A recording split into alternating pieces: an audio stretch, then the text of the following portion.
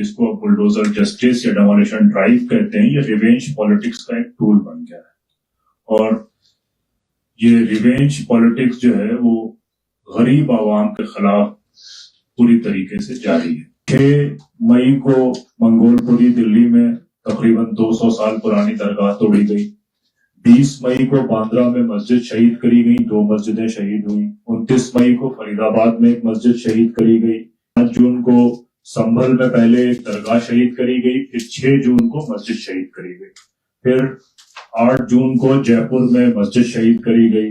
1 महीने के अंदर तमाम रिलीजियस प्लेसेस को टारगेट किया गया, उन आबादियों को टारगेट किया गया जो कई सौ सालों से मौजूद थी। जयपुर में 45 साल पुरानी मस्जिद को शहीद किया गया। और ये कार्रवाई जो सुप्रीम कोर्ट्स की डेमोलिशन की गाइडलाइन है कि पहले 3 नोटिसेज आनी चाहिए, नोटिस के बाद में बातचीत होनी चाहिए, कोई उसमें प्रोटोकॉल्स जो न्यायालय की तरफ से हैं, कोर्ट की तरफ से जो गाइडलाइन है, उनके कोई प्रोटोकॉल्स को फॉलो नहीं किया गया। एडमिनिस्ट्रेशन मस्जिद कमेटी को हॉस्टाइल करता है, उनको ब्लैकमेल करता है, उनको प्रेशराइज करता है और उनसे उल्टे सीधे स्टेटमेंट्स में साइन कराता है। कमेटी की हैसियत एक कस्टोडियन की है। मस्जिद कमेटी जो है वो मस्जिदों की मालिक नहीं हो सकती है, लेकिन उनसे उसके बावजूद ये काम बनारस में किया गया, ये काम जयपुर में किया गया। और 600 साल पुरानी से लेकर 200 साल पुरानी दरगाहें जो लखनऊ और बंबई में थी, उनको कहा गया अवैध दरगाह। अब 600 साल पुरानी दरगाह अवैध कैसे हो सकती है, आप खुद डिसाइड करेंगे। डेमोलिशन ड्राइव जहां भी पीक में आ रही है, वो उस समय पीक में आ रही है जब वहां के लोकल मतलब वहां के उस स्टेट के हाईकोर्ट छुट्टी पर हैं, वेकेशन बेंच में काम कर रही हैं, जिनमें बहुत मुश्किल होता है कोर्ट पे जाना, या सुप्रीम कोर्ट बंद है। जिसको अब बुलडोजर जस्टिस या डेमोलिशन ड्राइव कहते हैं, ये रिवेंज पॉलिटिक्स का एक टूल बन गया है। और ये रिवेंज पॉलिटिक्स जो है वो गरीब आवाम के खिलाफ पूरी तरीके से जारी है। 6 मई को मंगोलपुरी दिल्ली में तकरीबन 200 साल पुरानी दरगाह तोड़ी गई। 20 मई को बांद्रा में मस्जिद शहीद करी गई, 2 मस्जिदें शहीद हुई। 29 मई को फरीदाबाद में एक मस्जिद शहीद करी गई। 1 जून 2026 को विरामगाम गुजरात में दरगाह 3 दरगाह शहीद करी गई। 2 जून को गोरेगांव महाराष्ट्र में एक दरगाह शहीद करी गई।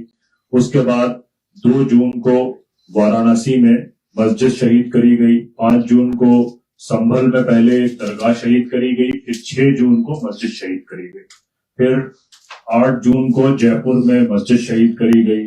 फिर उसके बाद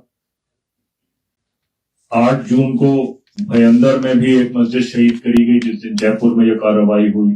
9 जून को महाराष्ट्र में मस्जिद शहीद करी गई। फिर 10 जून को इटावा में एक दरगाह शहीद करी गई। फिर 10 जून को संभल में एक ईदगाह शहीद करी गई। फिर 13 जून को बनारस में एक मस्जिद शहीद करी गई। तो ये जो पूरा सीक्वेंस है, 1 महीने के अंदर तमाम रिलीजियस प्लेसेस को टारगेट किया गया, उन आबादियों को टारगेट किया गया जो कई सौ सालों से मौजूद थी। जयपुर में 45 साल पुरानी मस्जिद को शहीद किया गया। और ये कार्रवाई जो सुप्रीम कोर्ट्स की डेमोलिशन की गाइडलाइन है कि पहले 3 नोटिसेज आनी चाहिए, नोटिस के बाद में बातचीत होनी चाहिए, कोई उसमें प्रोटोकॉल्स जो न्यायालय की तरफ से हैं, कोर्ट की तरफ से जो गाइडलाइन है, उनके कोई प्रोटोकॉल्स को फॉलो नहीं किया गया। और इन सब मामलों में देखा गया है कि एडमिनिस्ट्रेशन मस्जिद कमेटी को हॉस्टाइल करता है, उनको ब्लैकमेल करता है, उनको प्रेशराइज करता है और उनसे उल्टे सीधे स्टेटमेंट्स में साइन कराता है। जबकि मस्जिद कमेटी इस तरह के स्टेटमेंट पे या इस तरह के कॉम्प्रोमाइज डॉक्यूमेंट साइन करने के एलिजिबल ही नहीं है। मस्जिद कमेटी की हैसियत एक कस्टोडियन की है। मस्जिद कमेटी जो है वो मस्जिदों की मालिक नहीं हो सकती है, लेकिन उनसे उसके बावजूद ये काम बनारस में किया गया, ये काम जयपुर में किया गया। और मुल्क के दूसरे हिस्से में एडमिनिस्ट्रेशन ने जबरिया लोगों से डॉक्यूमेंट साइन कराए और उसके बाद में मीडिया के जरिए, जो उनका फ्रेंडली मीडिया है, उसके जरिए उसको अवैध बात करी। 600 साल पुरानी से लेकर 200 साल पुरानी दरगाहें जो लखनऊ और बंबई में थी, उनको कहा गया अवैध दरगाह। अब 600 साल पुरानी दरगाह अवैध कैसे हो सकती है, आप खुद डिसाइड करेंगे। सूरत में 105 घरों को तोड़ा गया। आज तक यानी कि इस कार्रवाई के 15 दिन हो चुके हैं, कोई भी गवर्नमेंट एजेंसी ये गवर्नमेंट एजेंसी क्लैरिफाई नहीं कर रही है कि यह कार्रवाई हमने करी। ये किसी कारपोरेट के कहने पर, किसी बिजनेसमैन के कहने पर, किसी लैंड माफिया के कहने पर हुई, किसी पे कोई जवाबदेही कहीं भी नहीं है। उसके बाद बनारस में एक डेमोलिशन ड्राइव चल रही है तलवंडी में एक नया रास्ता, पहले एक रास्ता पुराना बनाया गया था काशी विश्वनाथ कॉरिडोर के नाम से, अब उसका पार्ट 2 बनाया जा रहा है। मौके पर हम लोगों ने विजिट किया, ग्राउंड में टीम के साथ गए।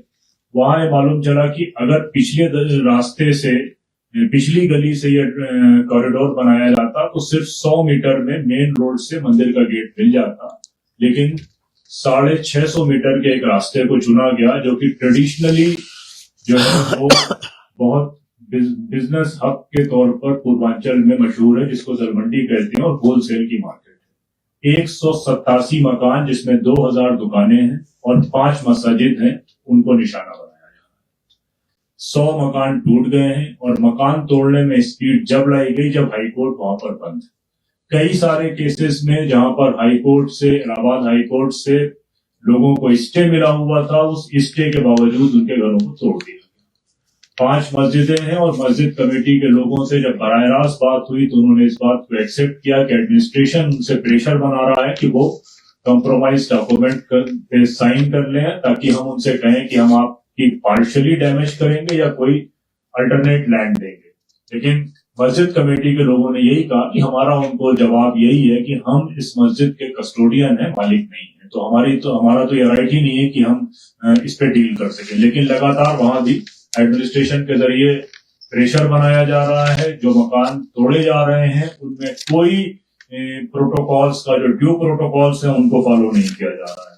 दिल्ली में एक बड़ी आबादी को ओ जोन के नाम पर आज से बुलडोजर ड्राइव वहां शुरू हो रही है। तो वो जो बुलडोजर है वो इनजस्टिस का जो सिंबल बना हुआ है, 20 साल से हम देख रहे हैं कि उन इलाकों में कंस्ट्रक्शन हो रहा है, जिसमें एमसीडी भी शामिल है, जिसमें बिजली भी दी जा रही है, दूसरी एजेंसीज भी शामिल है, और तब कोई प्रॉब्लम नहीं है। अचानक उसको ओ जोन डिक्लेयर कर दिया गया। ओ जोन का जो डिक्लेरेशन है कि ओ जोन किसने डिसाइड किया? क्या कॉमनवेल्थ जो विलेज है दिल्ली में, जो बिल्कुल यमुना के किनारे बना हुआ है, जो अक्षरधाम मंदिर है जो बिल्कुल यमुना के किनारे बना हुआ है, या जो वो कंस्ट्रक्शन जो टेम्परेरी कंस्ट्रक्शन हुए उसके बाद उसको परमानेंट बनाया गया श्री श्री रविशंकर के इवेंट के समय, वो जोन में नहीं गिने जाएंगे? या वो पर्टिकुलर आबादियां जिसमें गरीब रह रहे हैं, जिसमें माइनॉरिटीज रह रहे हैं, जिसमें मुसलमान रह रहे हैं, उनको ही वो जोन बना के आप डेमोलिशन करेंगे? और सबसे इसमें देखने वाली बात है कि डेमोलिशन ड्राइव जहां भी पीक में आ रही है वो उस समय पीक में आ रही है जब वहां के लोकल मतलब वहां के उस स्टेट के हाईकोर्ट छुट्टी पर हैं, वेकेशन बेंच में काम कर रही हैं, जिनमें बहुत मुश्किल होता है कोर्ट पे जाना, या सुप्रीम कोर्ट बंद है। बांद्रा की मैंने आपसे बात करी या दूसरे इलाकों की बात करी, इन सब इलाकों में गवर्नमेंट की एजेंसीज ने पानी का कनेक्शन दिया, बिजली का कनेक्शन दिया, तो बेसिक रिहेबिलिटेशन जो उनका बेसिक राइट है, उस रिहेबिलिटेशन पे कोई बात न करके और कोई लोग कोर्ट न जा सके, लगातार ये ड्राइव चलाई जा रही है। उसके बाद जो मलिक साहब ने तोपसिया के बारे में बात किया, तोपसिया में 300 रजिस्टर्ड प्रॉपर्टीज को नोटिस है। उन 300 रजिस्टर्ड प्रॉपर्टीज में अप्रोक्सीमेटली 3000 से 3500 के बीच में फ्लैट्स बने हुए हैं।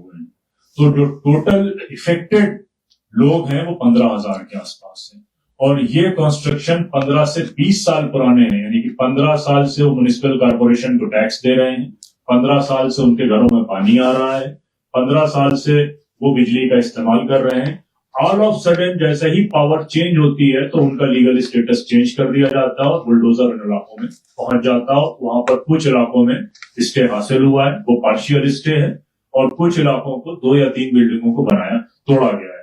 तो इससे पूरा ये साबित होता है कि बुलडोजर के पूरे मामले में कोई भी रूल्स और कोई भी रेगुलेशन या सुप्रीम कोर्ट की जो गाइडलाइंस हैं उनका कहीं भी कोई इस्तेमाल नहीं हो रहा। एक पॉलिटिकल टूल के तौर पर जो पॉलिटिकल अपोनेंट कम्युनिटी है, चाहे वो पुअर पीपल हो या मुसलमान हो, उनको पनिश करने के लिए बुलडोजर का इस्तेमाल किया जा रहा है। और अफसोस की बात यह है कि बगैर किसी पेपर को चेक करे हुए, बगैर केसेस को देखे हुए या प्रोसेस को आइडेंटिफाई करे हुए, मीडिया का एक सेक्शन उसको ग्लैमराइज कर रहा है और इन प्रॉपर्टीज को अवैध बता रहा है।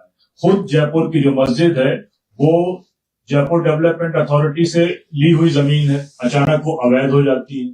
तो ये अवैध की टर्मिनोलॉजी मीडिया लोगों को सिर्फ एक सेक्शन को खुश करने के लिए और जो इरेगुलरिटीज हैं, जो इस पूरे प्रोसेस को फॉलो नहीं किया जा रहा, उसको ढकने के लिए अवैध जैसे शब्दों का इस्तेमाल करके एक सेक्शन को, एक वोटर को खुश कर रहा हो, एक वोटर को निशाना